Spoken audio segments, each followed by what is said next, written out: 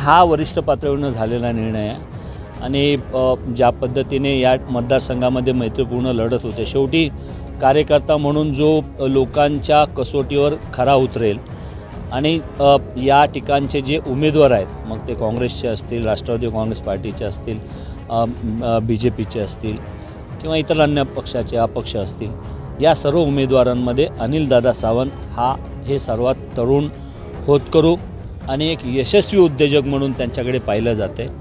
Bhairavnath sugar फॅक्टरीच्या माध्यमातून त्यांनी या मतदारसंघातल्या लोकांच्या हाताला काम देण्याचा प्रयत्न केलेला आहे.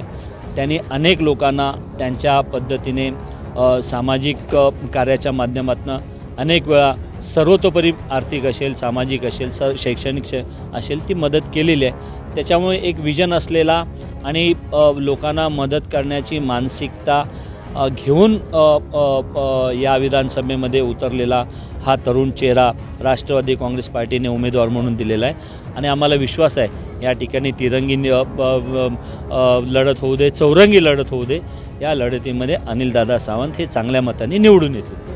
नाही, राजकारणामध्ये सर्वच गोष्टी आपल्या मनासारख्या होतात असं नाही. राजकारणामध्ये काम करत असताना काही वेळेला काही गोष्टींवर आपल्याला पाणी सोडावं लागतं, काही वेळेला आपल्याला थांबावं लागतं. राष्ट्रवादी काँग्रेस पक्षाने शरदचंद्रजी पवार साहेबांकडून सिद्धीला उमेदवारी मिळाली होती, पुन्हा पक्षाने ती थांबवली. पुन्हा भविष्यामध्ये मी असेल, सिद्धी असेल, आम्ही या राष्ट्रवादी काँग्रेस पक्षाचं इमानीद्वारे काम करत आहोत, करत राहणार आहोत आणि भविष्यामध्ये पुन्हा कधीतरी आणखीनही राजकारणामध्ये संधी मिळेल. तिचं खूप वय लहान आहे, तिला आणखीनही खूप पॉलिटिकल फ्युचर आहे. मी देखील अजून म्हातारा झालेलं नाही, त्याच्यामुळे आम्ही या पद्धतीने सिद्धीला उमेदवारी अचानक दिली गेली आणि पुन्हा ती अचानक बदलली गेली. त्यामुळे कार्यकर्त्यांमध्ये एक वेगळ्या पद्धतीचा रोष आहे. कार्यकर्ते हे साहजिकच आहे, स्वाभाविकपणे नाराज आहेत. त्या कार्यकर्त्यांशी बोलण्याचा, त्यांचं मन वळवण्याचा माझा प्रयत्न सुरू आहे.